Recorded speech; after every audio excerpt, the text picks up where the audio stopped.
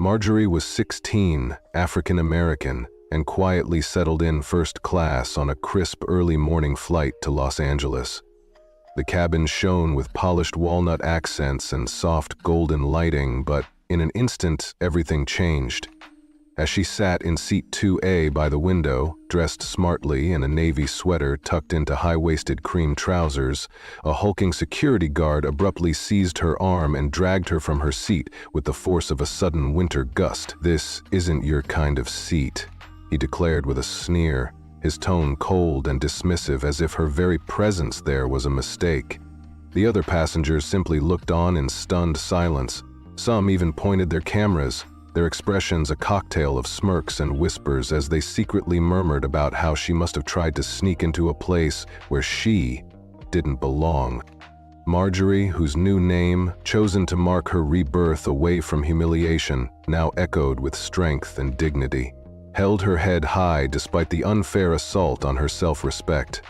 Without a scream or a plea, she rose with a calm determination, brushing the wrinkles out of her coat as if erasing the memory of that painful moment. In that moment, a silent promise was made. The humiliation she endured was just the beginning of a challenge that would topple the corrupt status quo. What if the girl they so carelessly demeaned actually possessed the power to unravel an empire built on prejudice and old habits? The terminal, abuzz with the early hum of flight announcements and the scent of freshly brewed coffee, suddenly became the stage for a collision of worlds. At gate C-24, while others scurried about with half-finished lattes and sleepy eyes, Marjorie, firm in her stance and resolute in her dignity, waited her turn to board her flight.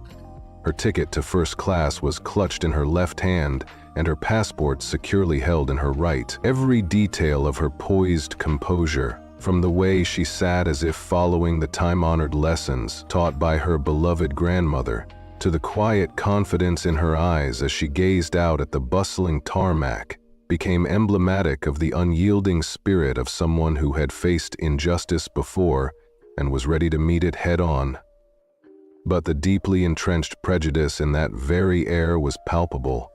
A man in a finely tailored gray suit exchanged a murmur with his wife, speculating aloud that she must be a minor traveling on a discount pass, his words dripping with assumption and a disdain reserved for those who did not fit his narrow view of who belonged in first-class luxury. When Marjorie's boarding pass was finally scanned, the gate agent offered a smile that seemed too forced, too calculated to hide the skepticism brewing in her mind.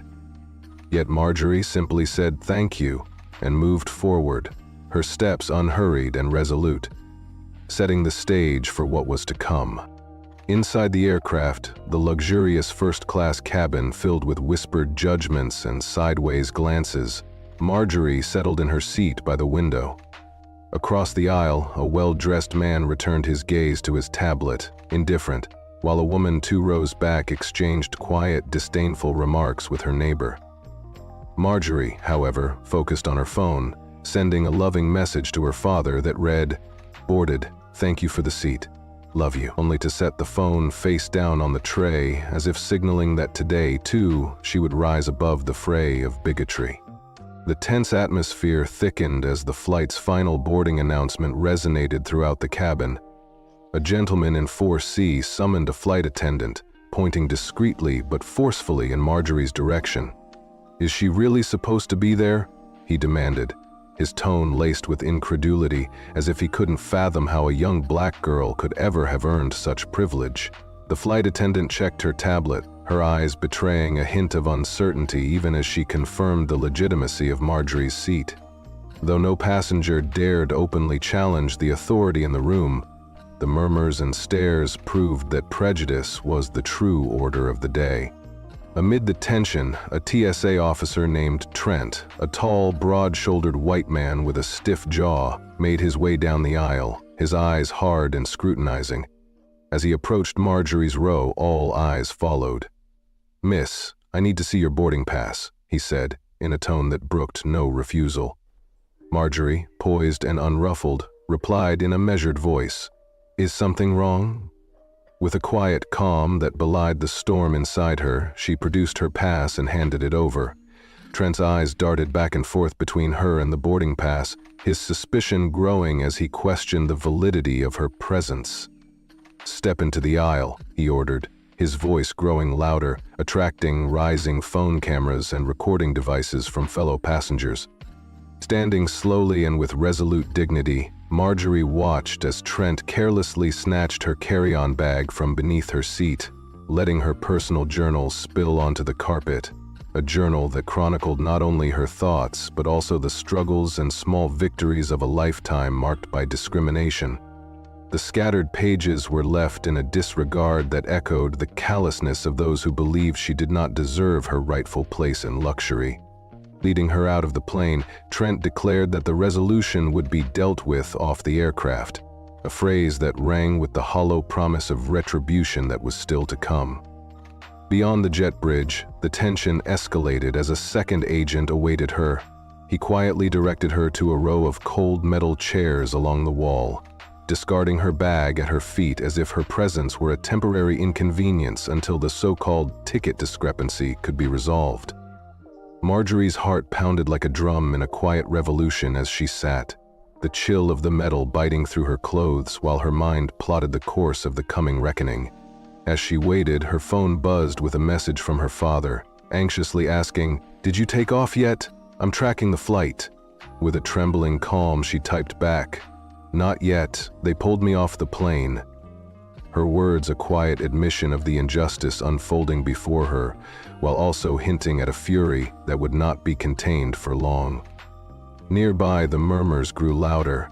One voice, sharp and disdainful, declared that perhaps she had found the seat in the trash, while another muttered that she was merely trying to game the system. The crew, initially complicit in this display of bias, now began to look troubled as their smug expressions shifted to ones of shame and confusion. In an abrupt twist, a senior official named David, whose authority within the airline was well known, stepped in. With a steely glare and unwavering resolve, he turned to his colleagues and proclaimed that removing a confirmed first-class passenger out of prejudice was not only a mistake, it was a disaster waiting to explode into full-blown legal and corporate ruin. David swiftly pulled up Marjorie's manifest, ticket verification, and internal clearances on his tablet, confirming that every detail of her booking was impeccable. Yet, the damage was done.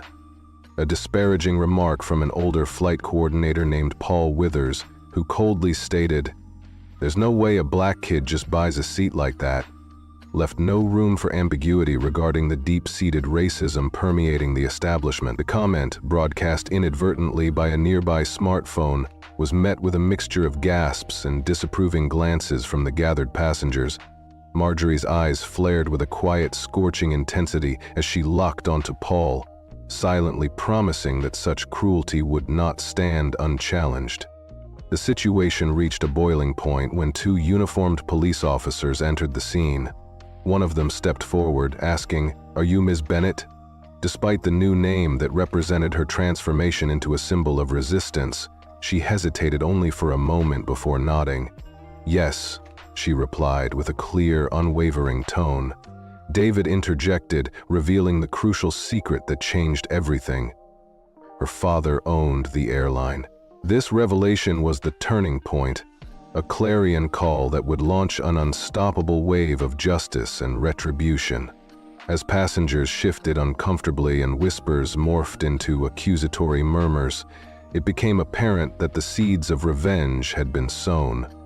What had begun as an act of unprovoked discrimination was about to blossom into a full-scale challenge to the airline's corrupt ways. The incident had transformed from a simple case of misconduct into an epic showdown where the underestimated, the oppressed, and the wronged would rise in a magnificent display of retributive justice.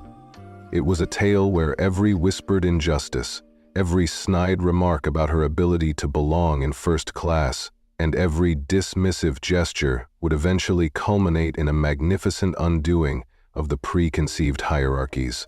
An undoing that promised to leave onlookers both awestruck and inspired. Marjorie, through her stoic resilience and the unwavering support of her influential family, was poised to strike back in a manner so dramatic and public that it would force the entire industry to reckon with its long-standing biases. In that moment, as she sat on those cold metal chairs with her dignity momentarily dislodged yet far from defeated, the air around her began to vibrate with the possibility of a revolution.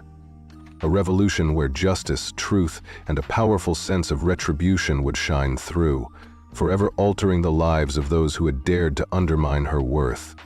This was not merely a story about a seat on an airplane.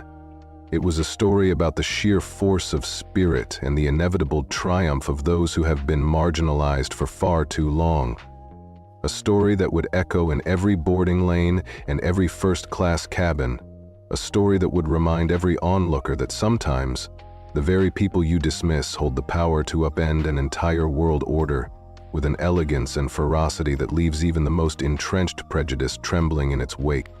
Marjorie's phone buzzed again, interrupting the charged silence with a message from her father. It read, "I'm in the boardroom. Do not move. We're initiating corporate protocol in 5 minutes. Stay calm." With a measured composure that defied the humiliation and pain she had already endured, Marjorie locked her phone screen, lifted her head, and met the gaze of one of the officers. "Am I free to return to my seat now?" she asked calmly, her voice betraying none of the storm raging inside. The female officer glanced at her partner, and after a reluctant, heavy nodding gesture from the man, Marjorie turned to David. "Should I reboard?" she inquired softly. "Not yet," David replied, his tone leaving little room for discussion. "They're cleaning a seat." At that, Marjorie raised an eyebrow in quiet disbelief as she retraced her steps along the jet bridge, escorted by a Nordsky executive and trailed by the same stern security officer who had earlier dragged her out. The entire atmosphere was charged with a heavier than usual energy, a mix of denial and contrived reparations, attempting to mask the systemic inequities at play. When Marjorie finally stepped into the first-class cabin for a second time, it was as if the silence itself had been shattered. Every conversation in the cabin paused mid-sentence. Phones remained raised, capturing every moment, and a few passengers awkwardly looked away, hoping to avoid being dragged into the scandal. Others, completely indifferent or perhaps complicit in the system, pretended nothing had happened. Marjorie made her way to her newly prepared seat, 2A, which had been cleaned and freshly fluffed in an effort to restore an illusion of hospitality that hoped to erase the glaring humiliation she had suffered. But before she could settle in, the same stern-faced security officer, Officer Trent, reached out abruptly and snatched her tote bag from the armrest, as if to remind her that she was still under suspicion in the eyes of those who governed this biased domain. "This is yours," he said in a rough tone as he yanked the bag off the armrest, eliciting a slow nod of reluctant acceptance from Marjorie. "Yes, it was under the seat," she murmured, her voice carefully measured despite the hurt bubbling up inside her. Before she could complete her sentence, Trent callously dropped the bag onto the floor in the aisle. "Take it with you next time you try to section," he muttered, his words dripping with venom and a disdain that cut deeper than any physical blow. Marjorie's eyes locked onto the bag, now carelessly flopped sideways with its zipper half open, allowing small items such as a tube of lip balm, a few pens, her boarding pass, and fragments of her personal honor to spill out in disarray.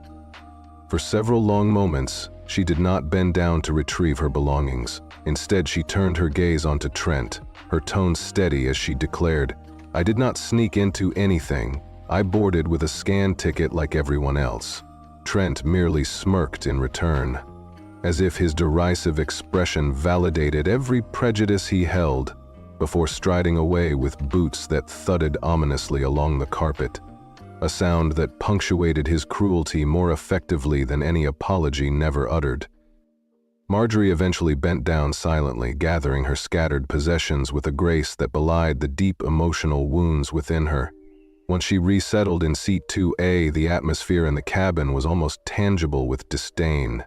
In a low, almost conspiratorial murmur, A woman seated across the aisle cleared her throat and leaned closer to her husband, whispering so that even those nearby caught every disparaging syllable. "Some people need to learn their place," she said with a bitterness that betrayed decades of ingrained prejudice.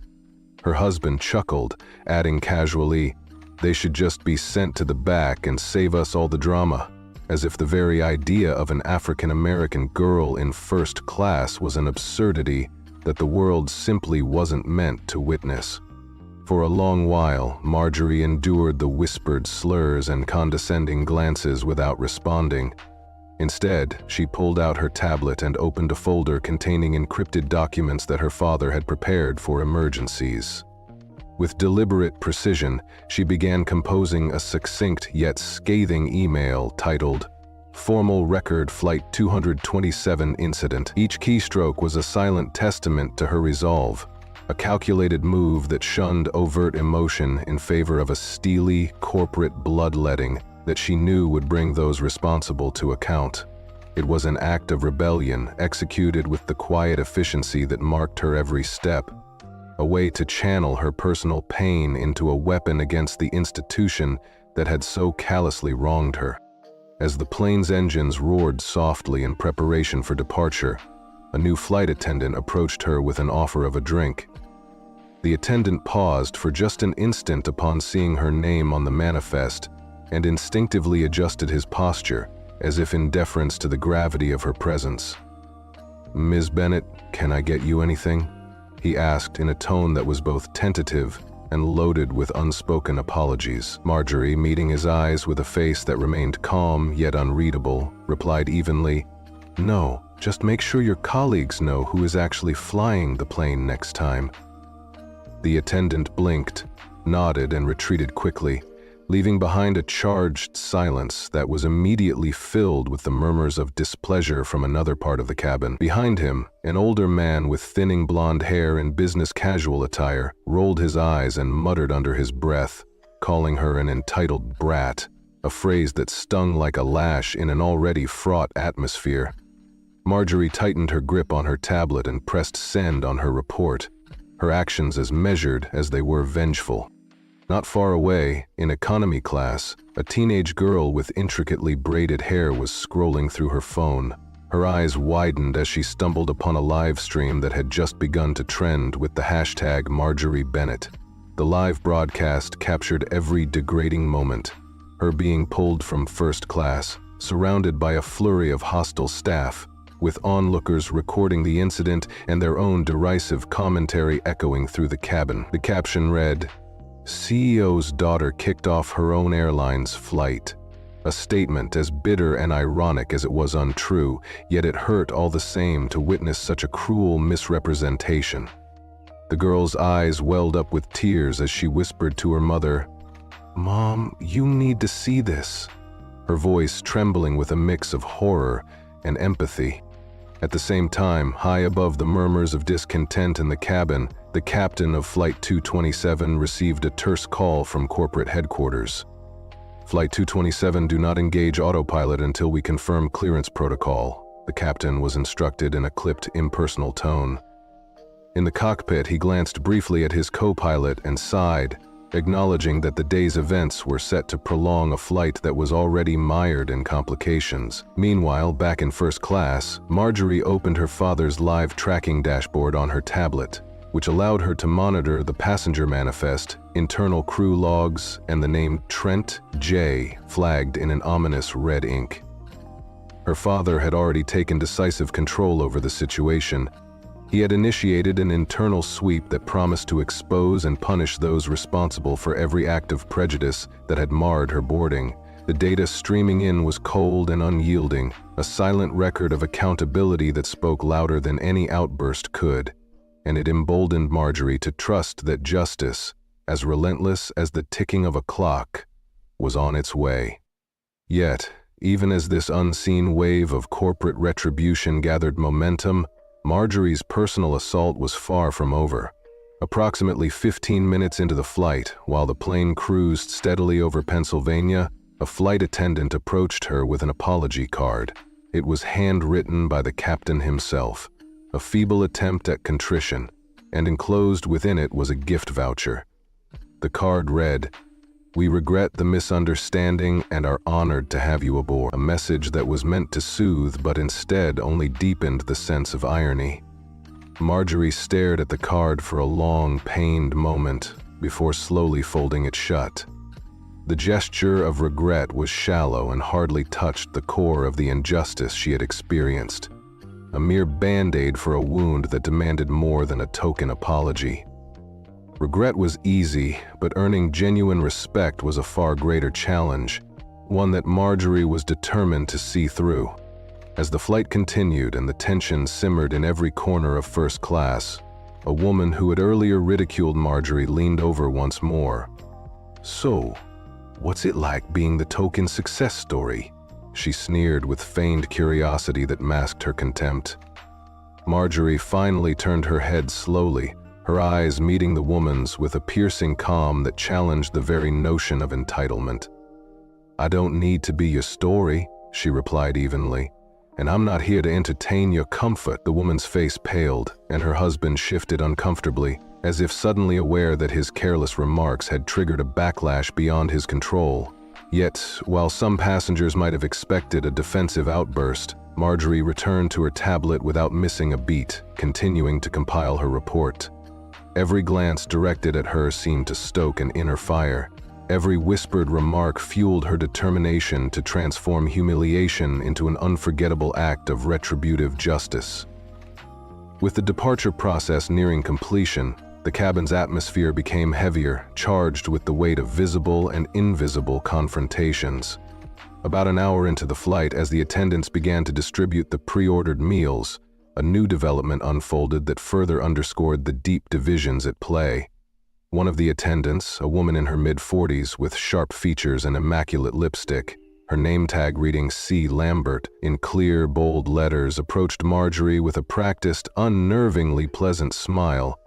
"Miss Bennett," she began in a tone that dripped with false courtesy, "I've been instructed to ask you to come with me to the forward galley.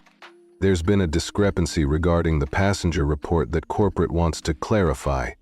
Marjorie paused, her eyes narrowing slightly as she considered the underlying threat masked by the word clarify. She asked slowly, deliberately, "Am I being asked or ordered?" Her words, though calm, carried a firmness that left little room for misinterpretation. Lambert's response was measured and chillingly condescending. "It would be best if you cooperated," she said coolly, adding that failure to do so would force them to alert airport security upon landing. Every detail of the interaction reeked of intimidation, and with a quick glance around the cabin to note that every eye was now discreetly, or not so discreetly, fixed on her, Marjorie stood up, gathered her tablet, and followed Lambert as she led her toward the galley door adjacent to the cockpit. The door opened with a mechanical whoosh, and Marjorie stepped inside, only to find that the space was not what she had expected from a typical galley. Instead, she entered a makeshift holding area, a repurposed crew rest space that was dimly lit, sealed off by a soft clicking magnetic lock, and tainted by the lingering odor of cleaning agents and industrial steel. A single collapsible seat lined one wall, and the room was stripped of any windows or outlets that might offer a view of the outside or a connection to the bustling world she'd just left behind. Lambert did not follow her in, leaving Marjorie alone in that stark, isolating room as the door closed behind her, with an echo that resonated like a final judgment. For several agonizing minutes, no one spoke as Marjorie sat on the cold floor, her posture as straight as ever, a defiant act of resistance against the degradation that had reduced her to a pawn in a far larger power play. Then, without warning, the intercom crackled to life. "For security reasons, we need you to stay here while we verify some inconsistencies with your boarding profile," the disembodied voice announced in a tone that was rehearsed, cold, and altogether devoid of any empathy. It was not an apology, and it was certainly not a request for understanding. It was an imposition that underscored her isolation and the systemic suppression of her rights. Marjorie pressed her lips together tightly as she listened, knowing that every minute spent in that barren holding cell was another minute of her dignity being questioned and her rightful place in first class being denied. She reached for her phone repeatedly, only to be met with the bleak reality of no signal and an unresponsive airplane mode. Every tap on the crew call button yielding nothing but frustrating silence. 10 minutes passed, then 15, and just when the crushing weight of isolation began to feel unbearable, the door finally opened a crack. Not much, just enough for Lambert to reappear, this time holding a clipboard and a cup of water she never offered. "We're still working to confirm your status," Lambert said flatly, her voice void of any warmth or kindness. "You'll remain here until we land in Los Angeles and someone from airport control will assist you further." Marjorie's eyes flashed with a mixture of indignation and sorrow as she asked quietly, "Am I under suspicion of something? Because this feels a lot like detainment." Lambert shrugged, her expression turning almost dismissive as she replied in a tone as cold and calculated as the steel that enclosed Marjorie. "You're not under arrest, but you are restricted from interacting with the rest of the cabin until we can confirm your intentions on this flight." Marjorie's brow furrowed at the term intentions, a word that implied doubt not only of her actions but of her very character. In that moment, every fiber of her being screamed that this was not merely a procedural check. It was an attempt to break her spirit and assert control over a young woman who had already been subjected to too much cruelty. Before the door could close again, Lambert paused, her voice suddenly laced with venomous condescension as she added, "You might be better off flying with your parents next time. First class is a little advanced for unaccompanied minors with entitlement issues." With that cutting remark, she left Marjorie to the oppressive solitude of the room, the door locking behind her with a final, resounding click that echoed the closure of any hope for immediate justice. Marjorie exhaled slowly, her hand reaching instinctively for her pocket only to find her phone still useless. A stark reminder that even in this age of digital connectivity, she was being deliberately isolated and silenced. Left alone in the dim, claustrophobic space, Marjorie scanned the room carefully. There were no cameras, no windows to the wider world, no ventilation fan to even whisper the sounds of freedom. There was nothing but isolation, time, and the cold, hard reality of a system that prized conformity over justice. With every passing second, her sense of injustice morphed into a simmering determination. Here she was, a young woman with a wronged past and a defiant present, confined in a makeshift cell within an airline that prided itself on luxury but was built on a rotten foundation of prejudice. Every minute ticking by in that stifling confinement only reinforced the urgency of her need to expose the systemic injustice, not merely for herself, but for every soul who had been marginalized by an unyielding system. In the silence of that room, Marjorie's mind raced with plans of retaliation that were as calculated as they were deeply personal, each memory of the earlier affronts. Being forcibly removed, having her belongings tossed carelessly on the floor, enduring the slanderous whispers of indifferent passengers, melded together into a potent cocktail of sorrow, indignation, and a burning desire for vindication. She recalled every scornful comment, every suspicious glance, every casual remark that dehumanized her. And though her body was confined within a space designed to strip her of hope, her spirit soared with the fierce promise of retribution.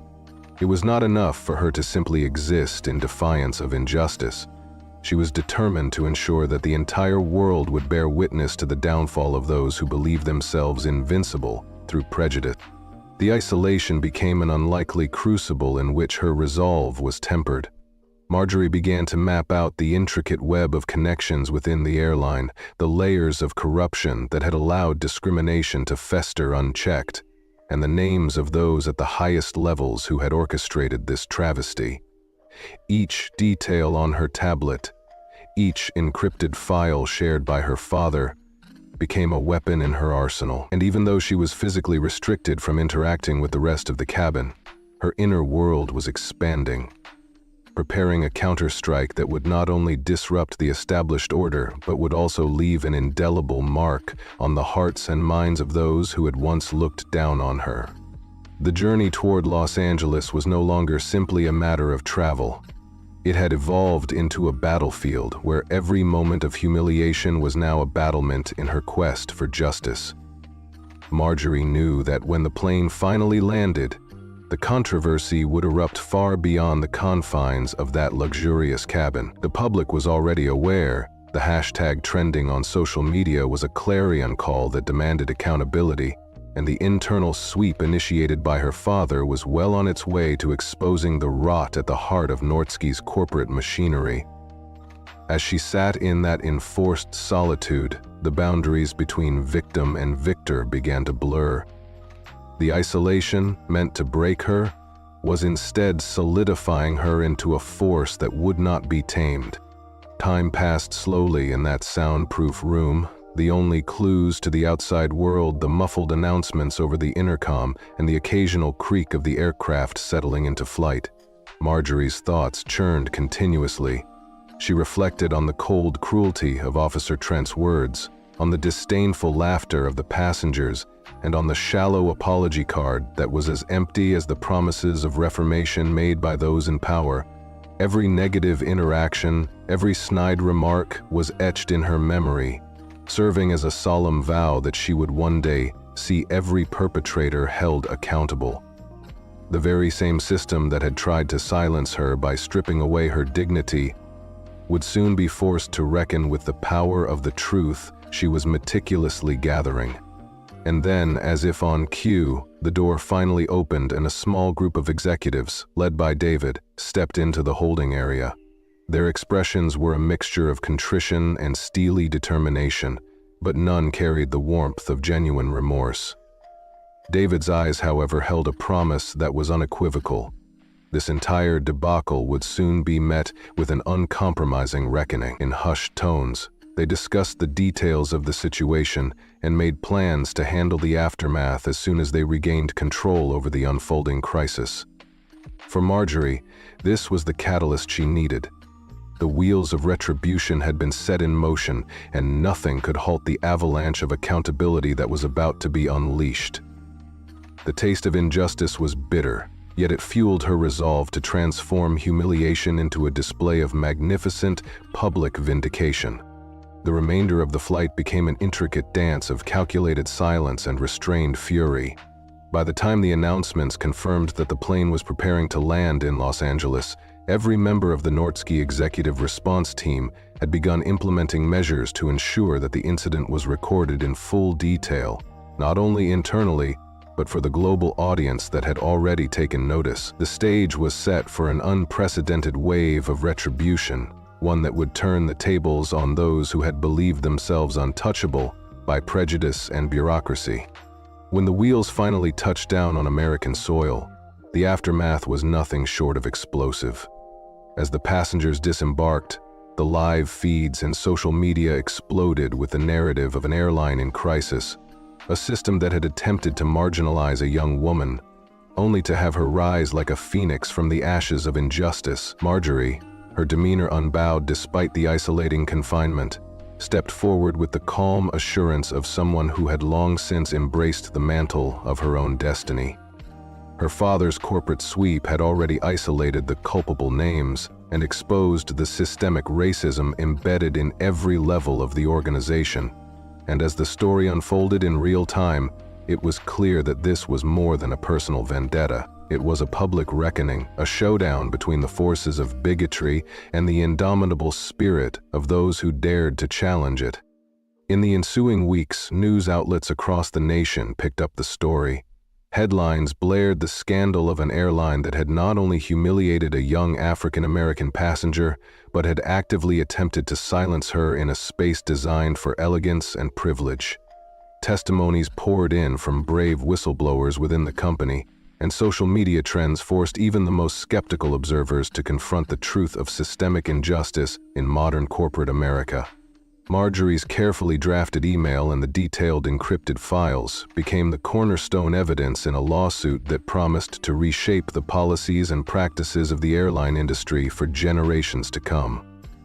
The corporate response, initially designed to contain the incident, backfired spectacularly, sparking public outcry and demands for sweeping reforms. It was a power shift that no one had anticipated, one that left the perpetrators exposed and forever haunted by the consequences of their cruelty. Reflecting on those long, agonizing hours in the holding cell, Marjorie realized that her enforced isolation had been the crucible that transformed her pain into an implacable weapon of justice. Every cold minute had steeled her resolve. Every heartless remark had deepened her commitment to ensure that the world would see the true cost of prejudice. With her dignity restored and her position strengthened by the support of an entire community demanding accountability, Marjorie emerged not as a victim, but as a vindictive force, an embodiment of righteous retribution that would echo in every boardroom and every first-class cabin where discrimination still dared to hide behind the veneer of luxury. And so, with the scandal now in full view and the wheels of justice turning inexorably, Marjorie prepared for the final act of her grand counteroffensive. In a public statement delivered with the calm gravity of one who had endured the worst and risen above it, she declared that no one, no matter how high their station or how deeply entrenched their prejudices, would ever again be allowed to strip away the dignity of an individual. Her words resonated across news networks, social media feeds, and coffee tables across the country. For too long, the powerful had wielded their authority to oppress the vulnerable, but now the tide had turned. Marjorie's transformation from a silenced passenger into the architect of a sweeping, public redemption was complete. A redemption that forced every onlooker to confront their own complicity and demand a future where justice was not a privilege reserved for the few. In the aftermath, Marjorie's story became a rallying cry. Her experience was dissected on talk shows and discussed in community centers, each retelling amplifying the narrative of resilience against systemic abuse. For many older women across the nation, women who had witnessed decades of discrimination and bureaucratic indifference, her stand became a beacon of hope, a testament to the fact that even in the face of unyielding adversity, the human spirit could triumph with style, grace, and an unbreakable will. Marjorie's journey from the cold, echoing confines of a repurposed crew rest area to the glare of public vindication captured the essence of a struggle that had spanned generations. It illustrated that when injustice is met with the full force of accountability and collective outrage, even the mightiest systems built on old prejudices can be brought to their knees in a display of staggering retribution. As the nation rallied behind her, calls for systemic change reverberated from coast to coast. Lawsuits were filed, corporate boards restructured, and the airline industry was forced into a long overdue period of self-examination. Marjorie's steadfast determination, as exemplified in every painstakingly recorded document and every carefully chosen word of defiance, proved that justice was not a matter of chance. It was a responsibility owed to every person who had ever been marginalized. And in that historic moment, when the scales of justice began to tip irrevocably in her favor, Marjorie stood not as a solitary figure of defiance, but as the representative of every victim whose silent pleas had been drowned out by the roar of indifference. In the months that followed, as the legal battles unfolded and the corporate machinations crumbled under the weight of public scrutiny, Marjorie's legacy was cemented as a symbol of persistent resistance. The very same airline that once sought to humiliate her was now forced to confront its own failures, and the echoes of her triumphant rebuttal resonated in every statement, every policy change, and every reform that swept through the industry. Her story, told and retold in boardrooms, dinner conversations, and heartfelt speeches at community gatherings, became a definitive reminder that the path to true equality was paved with the courage to challenge injustice at every turn. And so, while Marjorie continued to rebuild her life with the dignity that had always been rightfully hers, The incident aboard Flight 227 ignited a broader conversation, a conversation about race, power, and the inescapable need to stand up for what is right. Her experience, marked by unspeakable cruelty and countered by a fierce drive for justice, has become a timeless example of how one person's resilience can reshape an institution and inspire an entire nation. In the final analysis, Marjorie's ordeal was not just a personal trial, but an event that captured the collective conscience of a society tired of hidden injustices and secret abuses of power.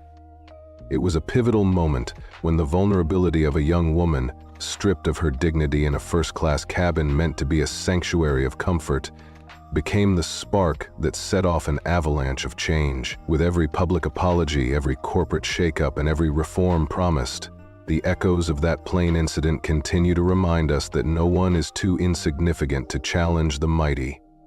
Marjorie's courageous journey stands as a vivid lesson in the transformative power of standing up against prejudice, a lesson that resonates particularly with those who have seen the cost of discrimination all too clearly over the decades. In recounting this dramatic saga to a community of experienced women who have long battled their own challenges, it is impossible not to be moved by the strength of a spirit that refused to be broken. Marjorie's story is a story of hope, a story of meticulous retribution, and above all, a story of vindication. It is a narrative that demands that we look at our society with unflinching eyes, recognize the injustice that once seemed tolerated, and join together in the belief that every person deserves to be treated with dignity and respect. And as the winds of change begin to blow through even the most established institutions, one cannot help but feel an electrifying mix of admiration and hope. A hope that one day, no one will have to endure the kind of degrading treatment that Marjorie once did. Ultimately, the tale of Marjorie's defiant stand aboard Flight 227 is not merely an account of a singular event, but rather a clarion call to every individual who has ever been diminished by prejudice.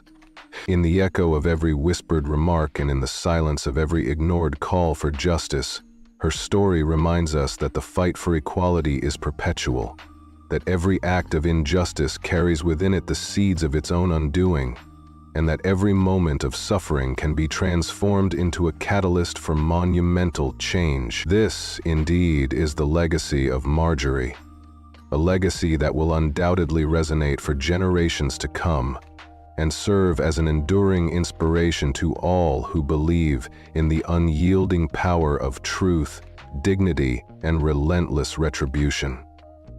Marjorie knew that time itself could be weaponized when wielded by the wrong hands. Leaning her head back against the cool wall of the holding room, she closed her eyes for just a moment and recalled her father's words from when she was 8 years old. He had told her, "If they ever make you feel small, remember who you are. Then remind them." And she could feel the silent descent building not only in her heart, but within her entire psyche. At long last, as the plane finally docked and the door hissed open, a female ground agent stepped inside and called, "Miss Bennett, please come with us." Marjorie said nothing, and instead walked out past the cockpit, past the flight attendant, who now refused to meet her eyes, and past the same officer who had once callously dumped her bag, now standing with his arms folded as if daring her to speak. With her head held high in steadfast defiance, she moved toward the jet bridge.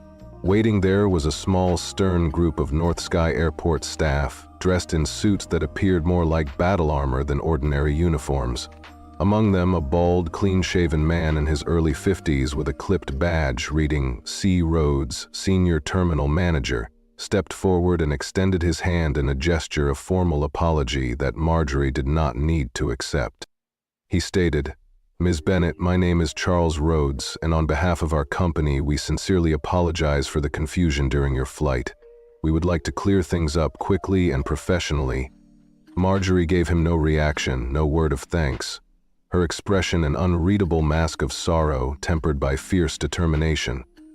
Rhodes motioned toward a side hallway, saying, If you will follow us, we have a quiet area where we can talk away from the public eye." His tone, although polite, carried a hint of condescension that Marjorie could not ignore.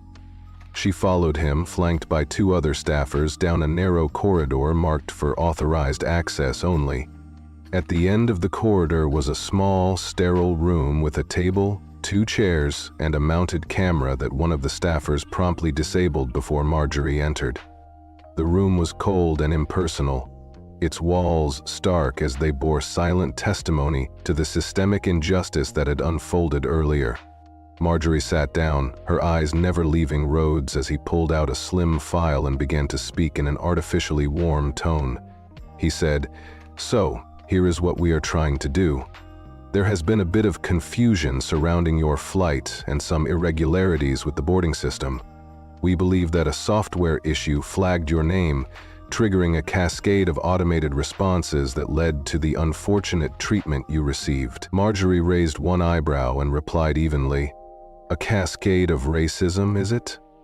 Rhodes continued without missing a beat, sliding a printed document across the table. "What we would like to do is log this as an internal error. No individual will be blamed, just a procedural glitch.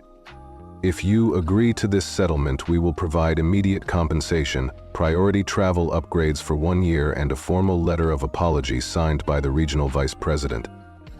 Marjorie did not even touch the paper, her voice cold when she said, "So, you are asking me to pretend that this never happened?" Rhodes exhaled slowly as he attempted to persuade her further. "We are asking you to help us prevent an escalation, because once something like this goes public, it cannot be controlled. They will twist it and weaponize it against you. You will be portrayed as angry, difficult, and undeserving, regardless of your age. That is not the image you want." Marjorie fixed him with a stare that could have frozen molten steel. "I am not worried about my image. I am worried about setting a precedent. And I am not prepared to back down." Rhodes leaned in, his voice softening as he said, "I am offering you a way out." Marjorie smiled, a smile that made even seasoned executives second-guess their footing. As she stood, pushed the unsigned document back across the table, and declared, "My legal team will be in touch." Rhodes hesitated briefly before glancing at a staffer by the door, who gave him a subtle nod. Moments later, in a secure server room 3 floors above, a junior technician named Bradley Chan received an urgent instruction via an internal message. His orders were chilling. Purge all footage from gates C-18 and Jet Bridge D, with timestamps from 905 to 1020, and tag it as corrupted file recovery. Bradley hesitated, knowing that those orders were not standard procedure. Yet the instruction was marked confidential with VP approval, leaving him no choice but to act. He executed the deletion in under 3 minutes, locking down the process in case of any future audit. But what he did not know, and none of them did, was that Marjorie's father had anticipated every move. Victor Bennett had implemented a redundancy protocol 3 years ago. Any incident involving a family member on North Sky Properties would automatically trigger a remote sync to an external legal archive in Geneva. The sync had begun the moment her boarding pass was scanned, preserving every second of video, every line of system metadata, and every racial slur in an unerasable record of truth. Marjorie's story reached a climax that stunned everyone involved in the wake of the incident. One particular clip sent shockwaves through the highest echelons of the airline's leadership. Audio captured from a crew radio revealed Malcolm Reese, the head of global security operations, laughing cruelly as he mocked her. He said in a tone dripping with disdain that she believed she was untouchable simply because her father owned a few planes. He added that she was merely a child occupying a seat she never truly earned, and that no one would ever take her seriously. That moment of callous amusement froze the room in silence until Marjorie's father, Victor Bennett, finally spoke up with authority, declaring, "You are all about to take her seriously." Legal officers exchanged horrified glances. The head of HR wiped his forehead with a napkin.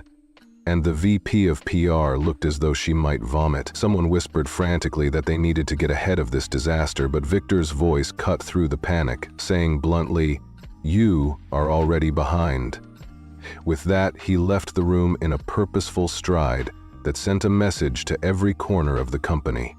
At Nordsky's headquarters, Malcolm Reese was alone in his corner office, savoring a glass of scotch when his phone lit up with a direct call from the chairman of the board. Malcolm allowed the phone to ring twice before answering in his customary casual tone. "Reese here?" However, the voice on the other end was icy and unyielding. The chairman ordered him to turn on channel 4 immediately. Malcolm picked up the remote and switched on the wall mount screen, and what appeared before him drained the color from his face. It was not only Marjorie's story that was trending, it had become the story of the year. Breaking news banners crawled relentlessly across CNN, MSNBC, and major international outlets. Headlines screamed, "Airline CEO's daughter targeted in a first-class incident," "Nordsky faces federal inquiry into racial discrimination," and "Evidence exposes a systemic culture of profiling among the flight crews." A leaked internal email chain flashed across the screen, in which several employees, including Malcolm himself, discussed strategies to contain escalation and manage optics in racially sensitive situations. One chilling line read, "Keep any minority VIPs quiet until we confirm they belong." Malcolm's name was printed in the footer of every message. The chairman's cold order came next. "Pack your things, you are done." Malcolm stood frozen, with his scotch glass trembling in his hand, when he protested, asking, "You cannot be serious." The chairman replied, "I am not, and it is Victor Bennett who is." Malcolm's world had suddenly toppled as his career and credibility hung in the balance. On social media, the hashtag evolved into #ZaraGate. But Marjorie, no longer a victim of mere misfortune but the face of a battle for dignity, had said nothing publicly.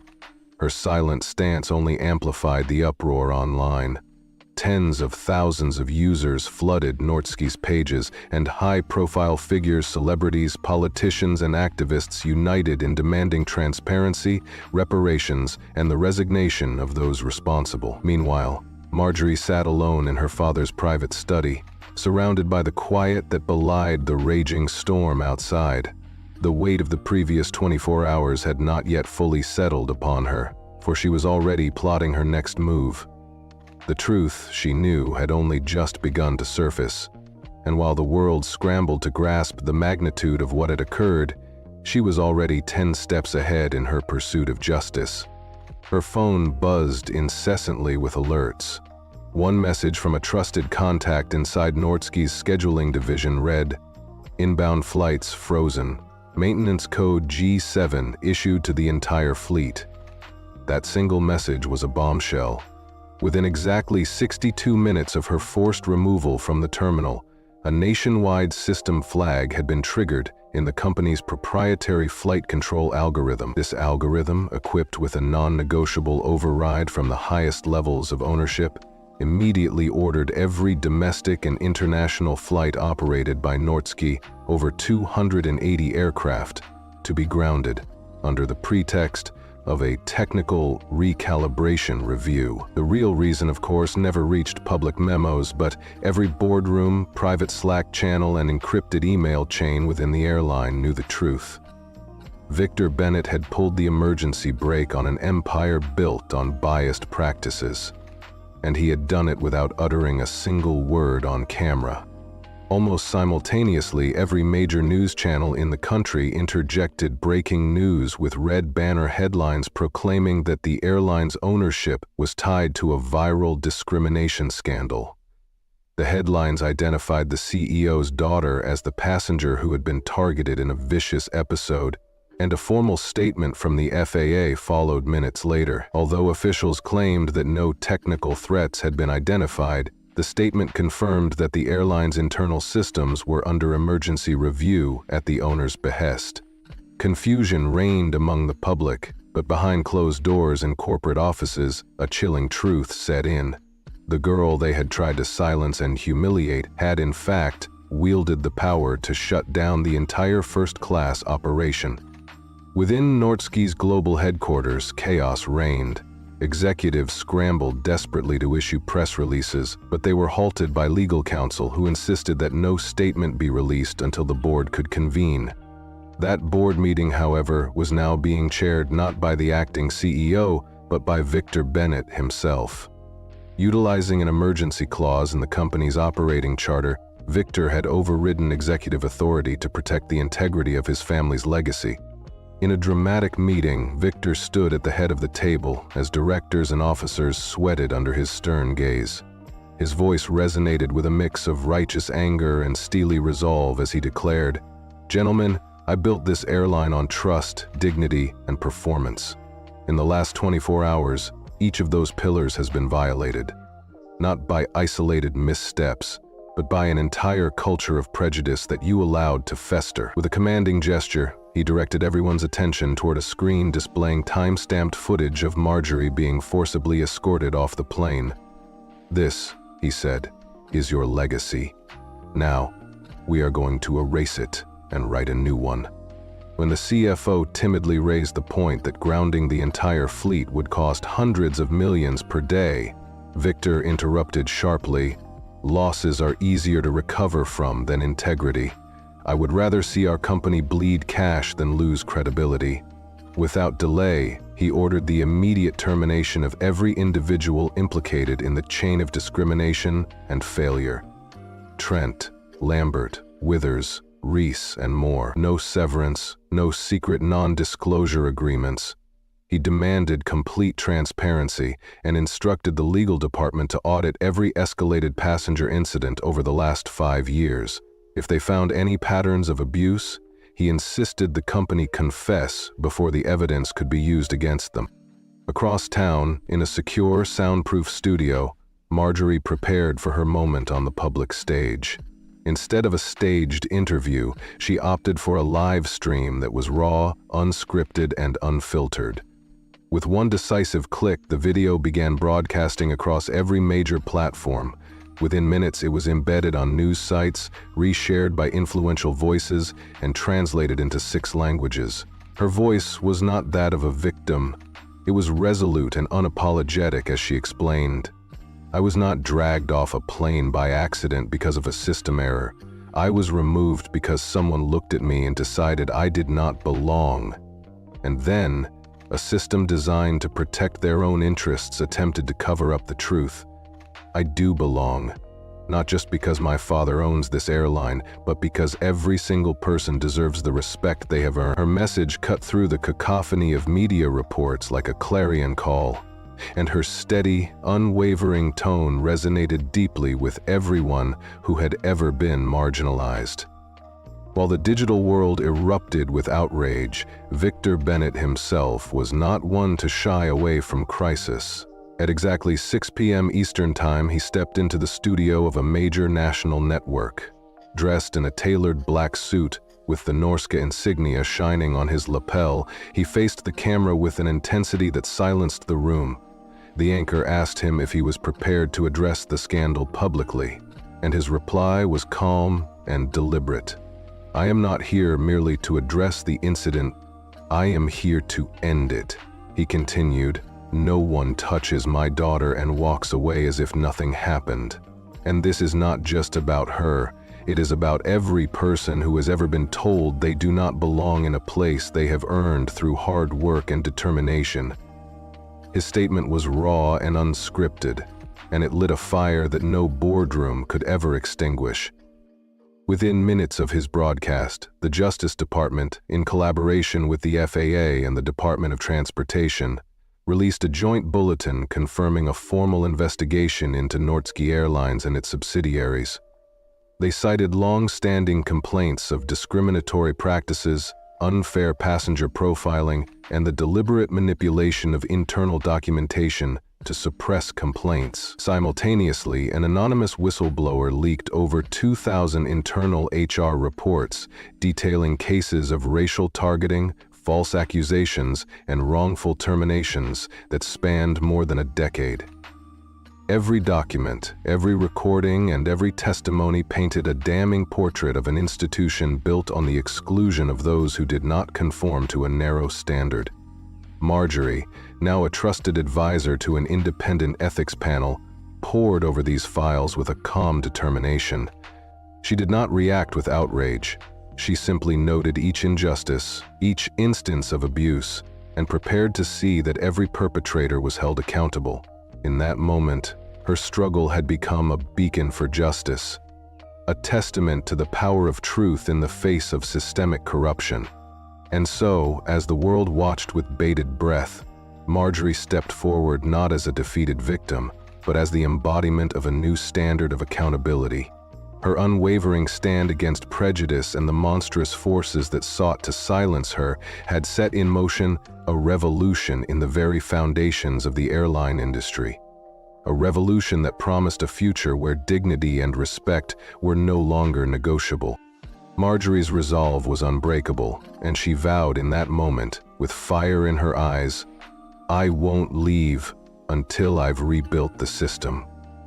As the investigation deepened, it became clear that the rotten core of the airline was exposed, and dozens of department heads began tendering their resignations, fearing the full brunt of the backlash. Yet not everyone was allowed to exit gracefully. A senior vice president of security, the very man responsible for authorizing illegal data wipes, including the deliberate deletion of footage that captured Marjorie's humiliating removal, was arrested and indicted on charges of obstruction of justice. Another executive, whose signature had sealed non-disclosure agreements designed to silence wrongfully dismissed employees, was named in a class action lawsuit demanding more than $700 million, 0 cents, in damages. Public support for Marjorie and the truth only grew louder.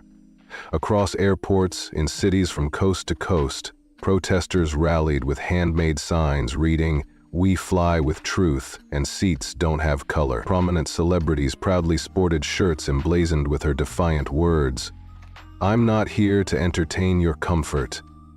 And activists, along with legal experts, hailed that fateful moment as a turning point not just for North Sky but for corporate America as a whole.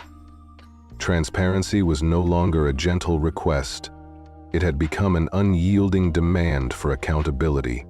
Victor Bennett, once known as a quiet magnate who preferred to remain behind the scenes, had transformed into a corporate general, leading a reckoning amid what resembled a modern war. The morning after the federal probe had been made public, North Sky's headquarters in New York looked less like a stately corporate bastion and more like a battle zone. Satellite vans parked around the front gates, reporters jostled for position outside the glass doors, and anxious shareholders paced on the sidewalks, their smartphones lighting up with reports of billions vanishing from the company's valuation in real time. Inside the boardroom, an ominous silence prevailed. Not because decisions had already been hammered out, but because no one dared make the first move. At exactly 8:32 IEM, Victor Bennett strode in, flanked by his stern legal chief and steadfast ethics counsel, carrying a leather-bound binder that would soon become the most consequential document in North Sky's 32-year history. Without uttering pleasantries or making any small talk, he placed the binder squarely on the table and flipped it open to a marked page. Within the next 2 hours, security teams escorted 12 more senior personnel out of their offices. Some left in stunned disbelief, while others did so in silent resignation, their eyes downcast as their professional futures crumbled around them. IT teams locked their accounts, froze internal communications, and flagged every device suspected of compromised integrity for further investigation. By noon, the press had acquired names, photographs, and a detailed timeline that could not be ignored. By 2 p.m., North Sky's stock had plummeted 48%, wiping out over $4 billion, 0 cents, in valuation overnight, and sending shockwaves through the international aviation market. Banks began to pull their preferred lending rates, and foreign partners swiftly withdrew all co-share agreements, signaling that no one wanted to be associated with a company whose reputation had been so irreversibly tarnished. A prominent investor based in the United Arab Emirates released a scathing statement denouncing North Sky's ethical failures and announced immediate divestment.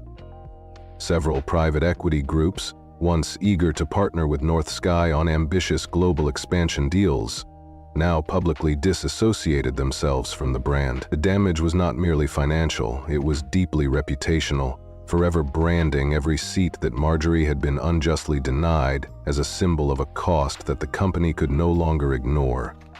In response, North Sky activated its crisis protocol, but this time, Victor Bennett rewrote the script.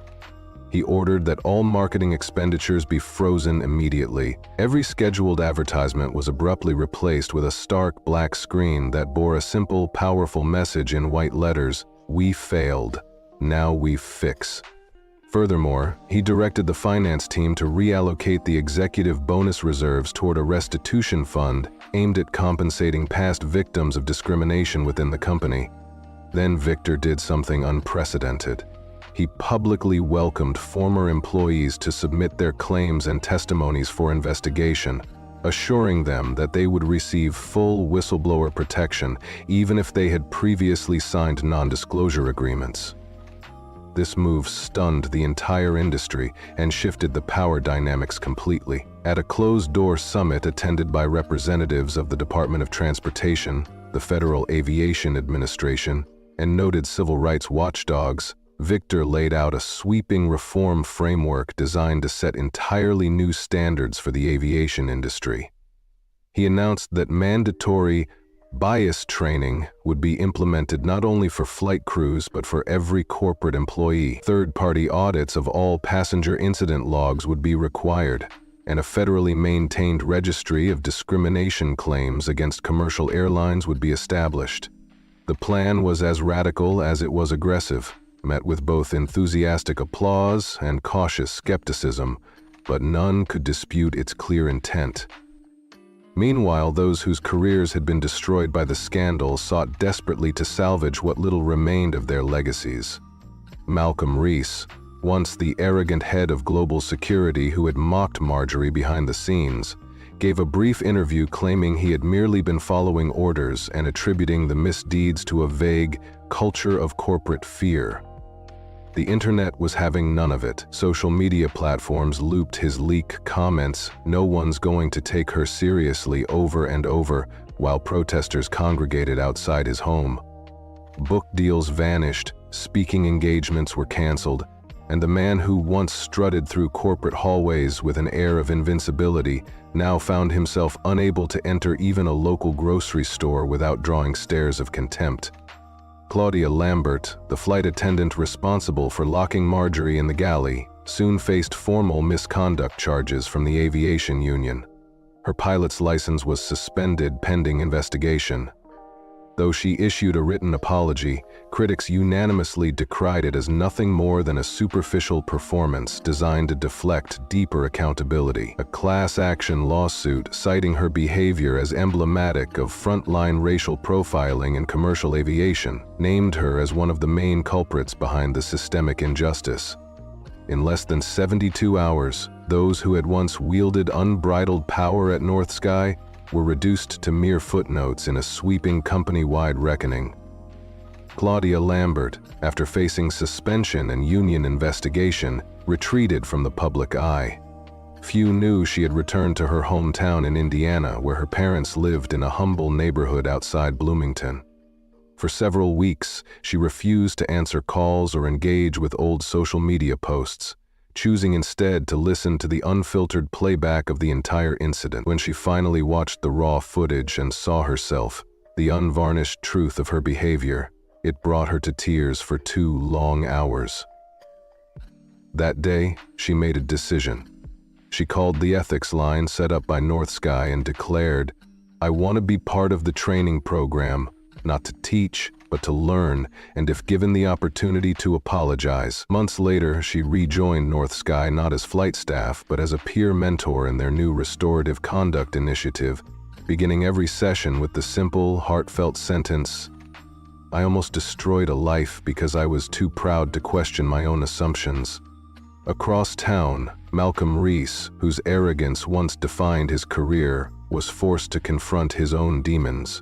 Stripped of his accolades and now living in a modest house 2 hours north of Atlanta, he began therapy for the first time. He discovered that what he had long mistaken for strength was nothing more than fear. Fear of appearing weak, of being wrong, of losing power. Under the gentle guidance of his therapist and the persistent urging of his daughter, he eventually began volunteering with a nonprofit organization that worked with at-risk youth. Now, he leads workshops on accountability, opening each session with the line, "My legacy used to be built on making people afraid of me. Now, I build it by helping them not be afraid of themselves." Others who had looked the other way also found their paths to accountability. Paul Withers, the aging flight coordinator who once sneered that no black girl could afford first class, chose to retire early and relocate to Nevada. There, he began working at a small local airport, loading bags and refueling planes by choice rather than compulsion.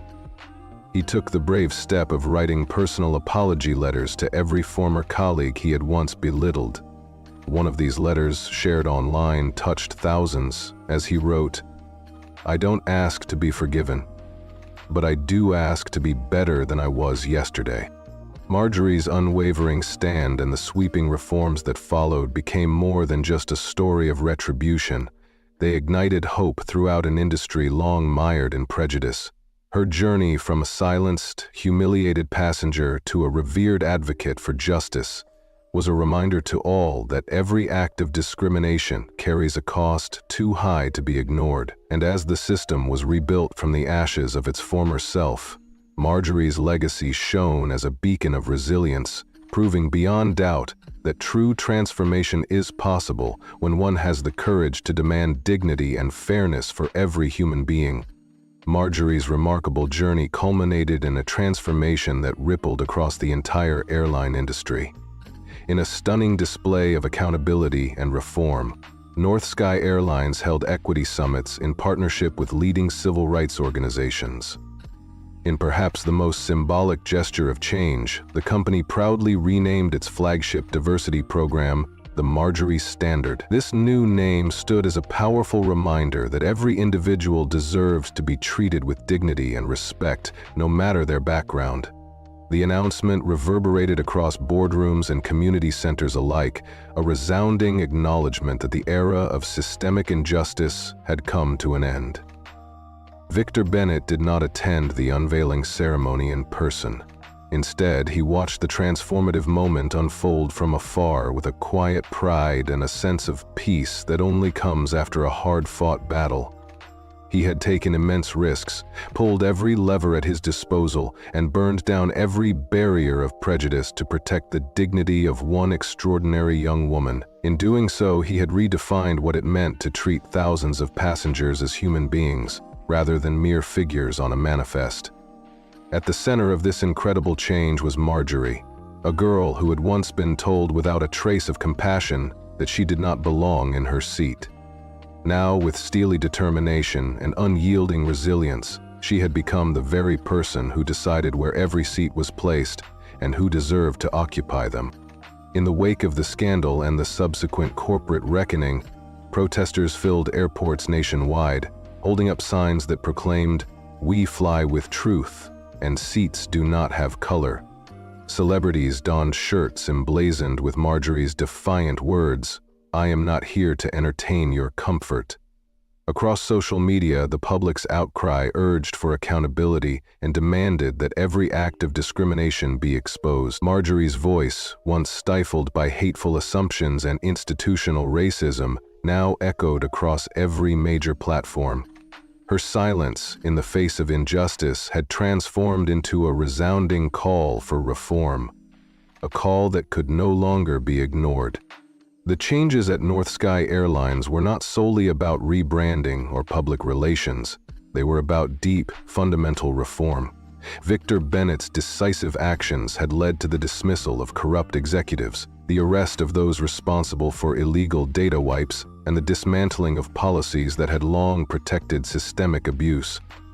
The company's stock had plummeted and billions in valuation evaporated, but amid that financial storm, true accountability was restored. Former employees took up roles in the new Restorative Conduct Initiative, even those who had once contributed to the oppressive system, like the disgraced head of security and the flight attendant who had locked Marjorie in the galley, were compelled to face the consequences of their actions.